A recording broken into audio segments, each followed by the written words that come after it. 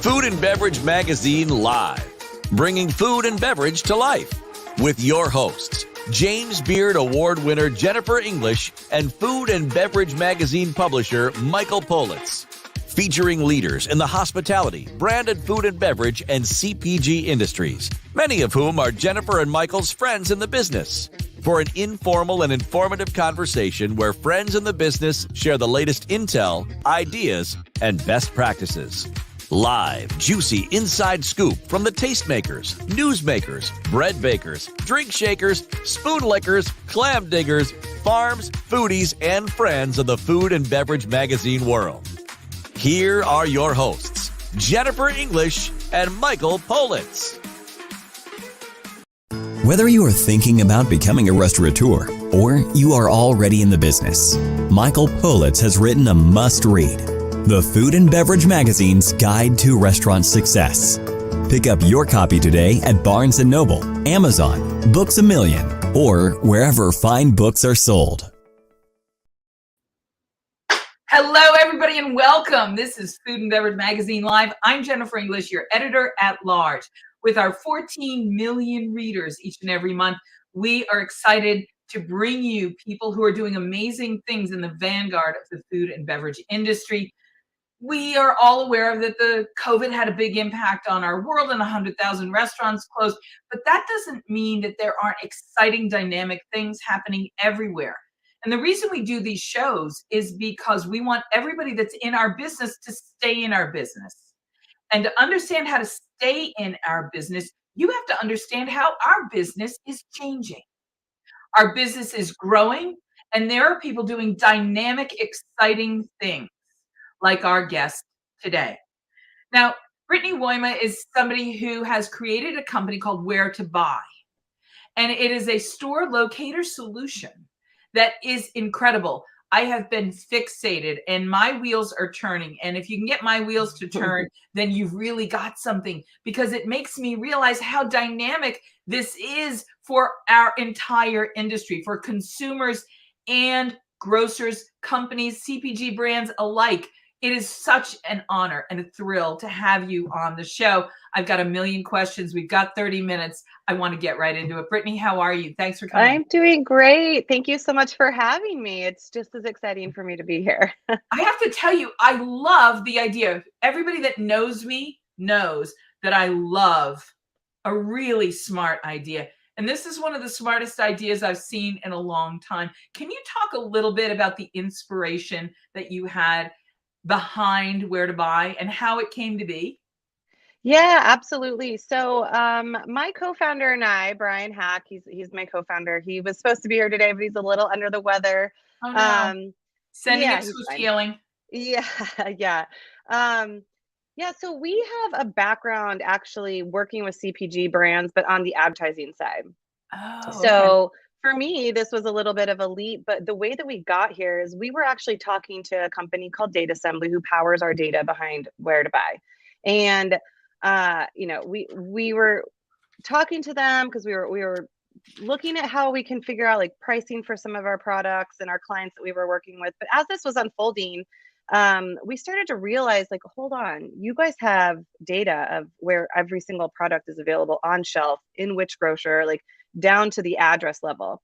Our wheels started turning, and just, after 15 plus years of working with CPG brands, like the number one question we always get through advertising channels is, where can I get your product? Where can I get your product? Where can I get it? So getting access to that data that's accurate, not like really, really, really expensive, was a problem for especially these like emerging brands and these startup brands with all these like amazing, innovative ideas. It's expensive to get that data. So long story by the way, short, people think it's hard just to sell in. Sometimes the easiest thing is to sell in, because what's looking for you is what you're looking for, and what you're looking for is looking for you. Stores are looking for your brand. They're looking for your product. right. That's like sometimes easier than people think. And your solution addresses the maybe not so easily thought of piece of what's actually a little bit harder to do. Talk about that some more, because I just really want people to understand that this is a really smart solution to a problem that you really have to know your game to know is as big a problem as it is. In other words, this is a big solution. Yeah, I mean, even if you just think about your own social media usage and just like your own usage as a consumer in the world, like our attention spans are short. So, brands are doing a really wonderful job of driving awareness, right? Like we've got really great advertising campaigns, we've got a million ways to reach people now. But if I know about your brand, but I don't know where to buy it, and I don't have an easy solution to figure that out, like I'm gone. I'm on to the next one. So, what we wanted to do is figure out a way to help these brands actually say like, okay, cool, you've heard of me. Now go to Whole Foods down the street from you and buy it because we're actually available on shelf there. So that's kind of, what our tool does and what our tool can provide to brands. And it's been really exciting. It's been really fun to actually get to work with all of these really cool brands in a way that we know is, actually helping them drive sales, which, to your point, after the crazy few years we've had, like that's so important to just like keep everybody in this industry alive and what we're passionate about, so I love to be able to do that in a more direct way than maybe I was doing in my past life. Let's dial it back one step. There are a lot of new CPG entrepreneurs that are coming naturally from the food and beverage universe. Mm-hmm. They left their jobs. One of the big success stories is Truffle Shuffle out of San Francisco. They worked at French Laundry. They came up with a product. They went on Shark Tank, and now they're a really big thing. Their side hustle is now their hustle. Can you talk a little bit about the idea of these? It feels like there are waves of new products hitting the shelves of stores right now. Yesterday, we talked with Ming Tsai. Chef Ming Tsai has a new product out called Ming's Bings. He's going to be in thousands of stores by the end of the year. And that's great. But I heard everybody basically saying, where can I get them? Where can I get them? Right. And that's where you come in. Talk a little bit about this time and place and how important these new products rely on you to make the connection between the people getting excited about the product and the product itself. How do we connect them? How do we make that connection?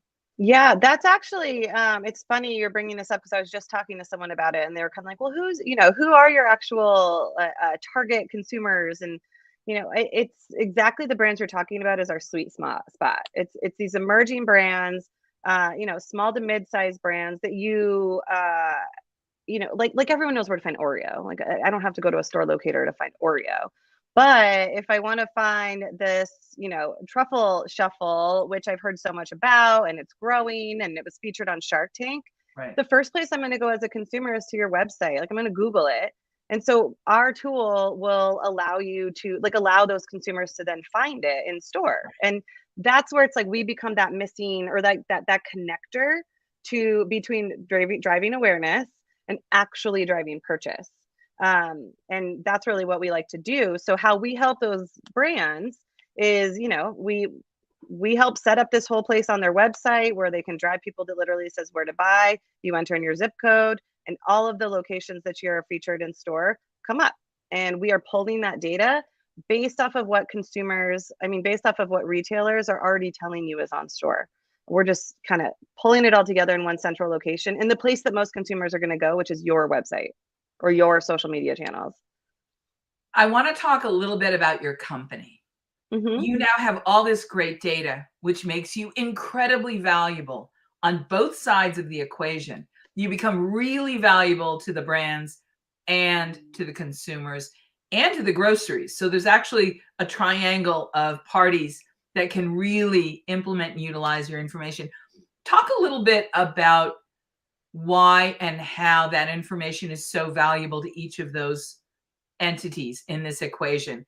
Because when I talk to you, my brain is already going there. And for people who are taking notes and they want to learn everything from you, it's like a master class and how to get consumers to buy your product. And I'm so grateful for the opportunity to have you here to present this. How is this important and how can they use this data? Yeah, so I think I'll start. I mean, I've talked about the consumers, why it's important for consumers want an easy place to find it. So that's a no-brainer. I think where we've really started to uncover we're really valuable for brands, especially the smaller brands, is and what I've learned so much about, you're talking about getting a class, since I've started this business, I've learned so much about distribution and how brands actually, get their products on shelf in store. So, the biggest thing that we have been able to provide value is a lot of our brands and our clients do not actually know, believe it or not, where on shelf they are. They use third-party distributors to get their products out there. Okay. So they're working with these third-party distributors, and the distributors are able to say, hey, I got you into Whole Foods and Safeway. And they're like, oh, okay, that's great. And then it stops. They don't know what Whole Foods they're in. They don't know where they're showing up on shelf. So a lot of our clients have found that data that we're able to provide them very valuable. Not only are they able to tell their consumers where they're at, they're getting a better idea. They're able to say, oh, cool, I'm showing up in this many Whole Foods. I'm like mostly in these regions. Then they get to marry that with how their consumers are using the tool. So they get to marry the data that we're providing them of where they're in store with how consumers are shopping and searching for them. So they get to say, oh my gosh, I'm in, 300 Whole Foods, but wow, people are really only searching in this one area of the country. Maybe I need to start spreading the word a little bit more in this other area of the country where they're not, searching for us there. So that's how, just one of the many ways that we can be of value to our brands. And then for retailers, I think we don't work as directly with retailers, but what retailer doesn't like to hear a brand saying, hey, I'm driving people to your store? Of course, retailers are going to love that. So by us being able to have that data for the brands to provide to their consumers, ultimately consumers are going to be going in store and shopping for those retailers. Let's talk about the future. Consumer behavior is changing, but so are the brands. And it feels like there are more and more and more smaller brands. And I love that because it's bringing new flavors and new culture, like Ming's Bings. And I want to use that as an example because Chef Ming Tsai, of course, he's beloved. He's been on TV for decades, and he is part of the PBS family, the Food Network family. And he has restaurants in the greater Boston area and around the country. But he's also done something with his product that addresses all these new categories, like, gluten-free and plant-based and nut-free, etc.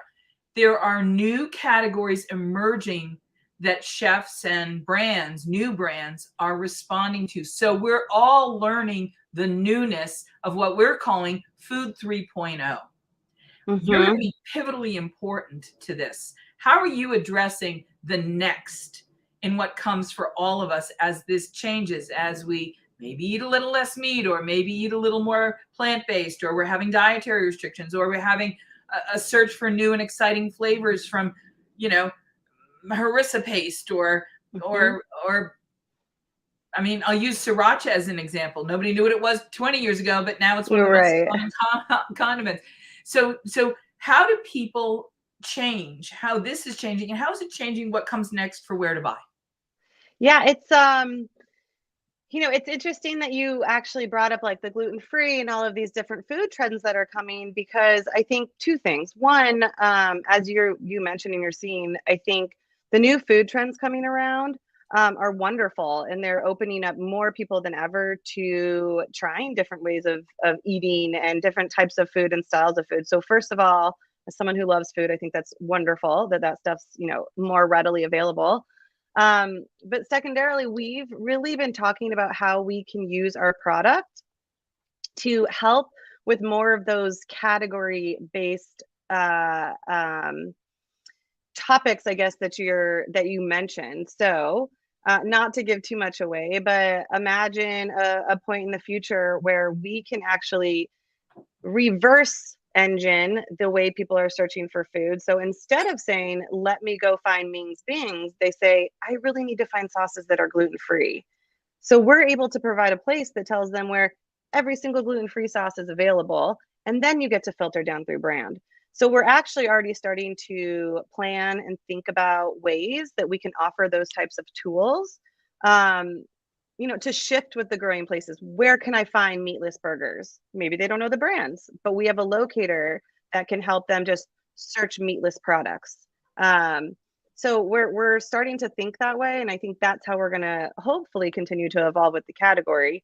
while also still, again, making sure that brands are first, front and center so that they can drive sales around these great products.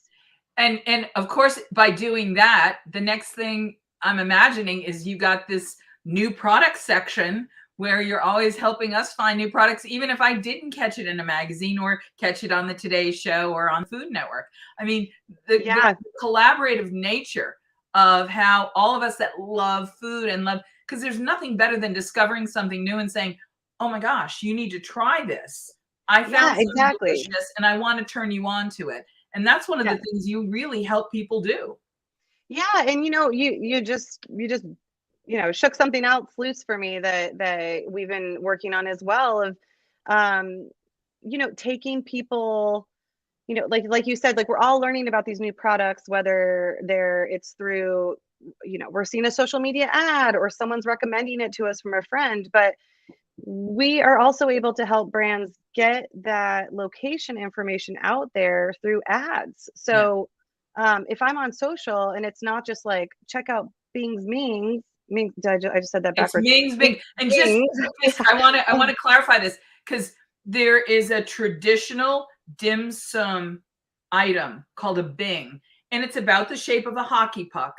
And the way that Ming makes them is he fills them with different combinations of flavors in addition to the very traditional flavors that you would have found on a Sunday dim sum. Hello, like, have you ever gotten a dim sum cart that you didn't love? Yes. Like, how many times did you wish that there was something you could pick up in a grocery freezer section? Like, I want to bring dim sum home, and I don't just want the same old, basic wonton. I want some of the more delicious, crispy items. And you do these in an air fryer, so it's like addressing all kinds of healthy things. Yeah. But the reason I mention it is because I love how you and I both love food, and I want to follow up with Ming's Bings in particular. How many things have you found that have come through your process on Where to Buy, and you are like having your own list of got to try this, got to try this? Oh, all of them. I'm not joking. Every single one of them for the most part. I mean, we so many new products have come through. And what's really interesting about it is, we'll sign on a new brand that maybe I haven't, like we're working with a brand right now called Pop and Bottle, and I hadn't really heard about them. But now that I've heard about them, I'm now in store and I'm like, oh my gosh, there's Pop and Bottle. And so for me as a consumer, it's like the whole thing's starting to connect, because I will learn about these products and like I want to try them. Like I'm literally writing this down because I want to go find Ming's Bings and I want to try them because that sounded delicious. Like, I don't know what part of the country you're in, but he's got national distribution and he's doing food service as well, which lets places offer them, like schools and stuff. Yeah. But it's also in Whole Foods and in the Northeast where he's based. And I don't know where you are at the moment because I love this digital world. We could be anywhere. But he's literally in hundreds of stores. So if I could go to Where to Buy it and find him. Yeah, totally. But I want to talk about what's the most delicious thing you've found lately that you want to turn us onto that's a really good reason to visit not only their site, but your site. Like, how can we as consumers use you the same way the CPG brands use you to get the word out? Is there a consumer interface on Where to Buy, or do I just only go and experience you through the Where to Buy tab on a brand site? Yeah, that's a great clarification, actually. At the moment, it is just through the brand site. Like I said, we're exploring future things where we could add categories, right? Where you could come to our site and search Where to Buy gluten-free, Where to Buy coffee, like, whatever the categories might be. But right now it's primarily through the brands. But I mean, I do want to like back up to one other thing though that we're like helping brands do is, going back to, we were talking about spreading the word, we are also able to provide our customers tools and links that allow them to actually put Where to Buy directly in their messaging that they're already doing. Yeah. So, we're able to provide them like ways that they can target all the Whole Foods in the Northeast and then actually say, go buy this in Whole Foods. They don't even have to drive people back to their site to go search for it. Right. This is super exciting for a number of reasons. But I want to get back to my friends in the business who may have lost their gig a year ago during COVID, have started up a little something, hit a miracle, and came up with something that the world is clamoring for. They've gotten it into stores, and now they need you. How does a company, an emerging CPG brand, know they need you? And what is it that you can do to help us help our friends who have new products and existing products find their way to you and sign up? And how do they become one of your brands? And are there costs associated for them or the grocery store? I hate to talk money, but when you're an entrepreneur, you have to let people know. And I think what you provide is such a valuable service. I really want people to know that you can almost not use this service because people need to find you. Yeah, absolutely. So, you know, a brand will know they need us when they are starting to grow enough that keeping track of their own distribution on their own is just becoming too much for them to keep up with. So there's a lot of store locator solutions on the market. So a lot of them, though, you have to maintain your own data. So majority of our clients that come to us are just like, you know, we're just growing really fast. I don't know exactly where I'm showing up. I can't keep up with it. I can't keep updating this data on a weekly, monthly basis. So that's the first way that they start to come to us. And then the way that our product works is, you know, when we built this, we really wanted to build it in a way. We created this product to be the product we wish we had when we were offering it to our clients. So when our clients would come to us and say, I need a store locator solution, we would go Google a bunch of options, and everything was like really cheap and had no data or very expensive. And for a lot of these emerging brands, I was like, oh my God, I can't take their whole marketing budget and put it towards a store locator. So every single one of our features, you know, you get all of our data, you get all of our analytics, you know, all of our bells and whistle tools are included in our packages. And we truly work with the brands to provide pricing solutions based on how often they need the data updated. And, so and that's kind of like a scale thing, isn't it? Yeah. So, you know, some of our brands will come to us and say, you know, I only need my data updated 4 times a year. Right. And we say, fantastic. Like, here's a pricing option for that. Then they'll come back to us in 2 months and say, actually, we're growing a lot. I need it every month. And we say, no problem. We can like work with you to make sure you're getting that data every month. But in the meantime, they're still getting all of the other features. So it's truly based off of how fast your distribution's growing, how much you want to stay on top of it. And when you say features, name one feature that you think is if you didn't do anything else, you really have to have this feature. I think that our data, first of all, every option includes our data. And then I would say like the find online feature, you know, a lot of other options out there charge extra for you to include find online, but like so many brands are either direct to consumer right now as one of the ways, and they're trying to maybe get out of that, or, you know, for better or worse, Amazon's a place where people are shopping right now. So if someone can't find it at their local Whole Foods, like keep them in the mix. Drive them to Amazon, you know, drive them to Instacart so that they can buy it through Instacart, however it might be, or Hive brands. There's so many different tools out there right now. So I would say that, like, you know, making sure the find online feature is a part of that. Like, that shouldn't be extra, you know, that should just be included in the tool. Because the reality is brands are thinking about launching. They've got a great product and they're saying, but do I really want to create a whole back end store for people and consumers, and you know, how's the shipping and all the rest? Exactly. And you really make it possible for them to step up into the big leagues of distribution. A lot of our clients also, another reason they come to us is they're trying to get away from direct to consumer through themselves, because all the reasons you said, shipping, logistics, you know, the cost of shipping a liquid beverage is terribly expensive for a brand. So they're like, if I can drive people in store to purchase it, like, way better for my bottom line. And before we let you go, because this has flown by and I have a million more questions, and I know people are going to want to reach out to you. How can people find you, and how can companies learn more about what you're doing? Yeah, you can find us. Just go to wheretobuy.io. That's our website. It's got overviews on, you know, everything we talked about today and more.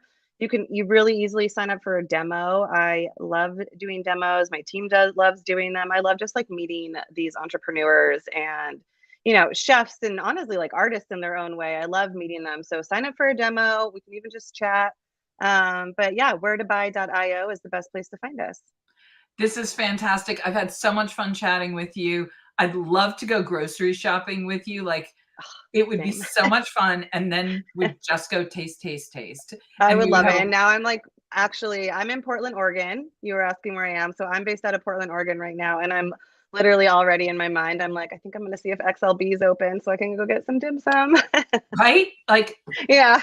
cravings. That's what this is all about. And as the world grows in from 2 to 2.5 to Web 3.0, as we all begin to change our habits and our customs, and we begin to take actions on our cravings, the reality is the mechanism may change, but the essential behavior does not.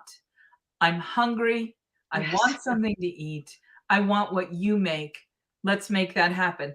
The where and the how that happens may change, but the fact that that's what I want does not. And the fact that you can help me satisfy my cravings is the most essential message that we want to leave people with that are thinking about getting into the CPG category, or if you are a restaurateur who is not only surviving, but thriving and growing by growing a brand that you want to distribute more. We may be down the road heading to a place where that all happens differently, but right now, let's connect and make sure that everybody has access to Felipe's hot mustard from Los Angeles, or dim sum from my favorite place in Boston. I would love that. You know, this, and it's top of mind because I literally just talked to him yesterday, but one of the things that's really exciting about this is that it's exciting that after 2 years of having the slate wiped clean in food, talk to me a little bit about how hopeful you are. And this is our last conversation point. How hopeful are you about the future of food? Oh, I'm really hopeful. I live in Portland, Oregon, like I said, and it is a huge food town, as I'm sure you've known. And it's, the last 2 years have been hard watching, beloved restaurants close. But what's been really interesting is watching what people have done with it, like you've said. So not only are we seeing, first of all, we're starting to see restaurants come back and reopen, which is wonderful. But the way that people have been so innovative over the past 2 years, one of my favorite restaurants here started a little takeout place called, it's Gato Gato is the name of the restaurant, but they started a takeout, almost takeaway. And they have now taken over an entire storefront, and it's gone from a little hut in their parking lot that they were just doing to survive during COVID to now a whole new restaurant. And so seeing the new places open and the ways people have innovated is just like, I'm very hopeful it's coming back. I mean, I know I've been eating a lot more, so. I have to say, when we knew that we were going to do a story about edible search, I was so excited because it means that the payoff is delicious. And of course, Portland's important because it's the birthplace of James Beard, the father of American gastronomy. I think he was born in 1903, so over 100 and some years ago. But it still maintains that sense of connection to the best that American regional cuisine and our global tastes converging and finding those things that allow us to have that more delicious moment, both at home and when we go out. I love that you're doing what you're doing. Congratulations. Thank you. We're excited, and, hope to hear from you all. And, someday we'll get together and go grocery shopping and then just eat all afternoon. Cheers. Whether you are thinking about becoming a restaurateur or you are already in the business, Michael Politz has written a must-read, The Food and Beverage Magazine's Guide to Restaurant Success. Pick up your copy today at Barnes & Noble, Amazon, Books A Million, or wherever fine books are sold.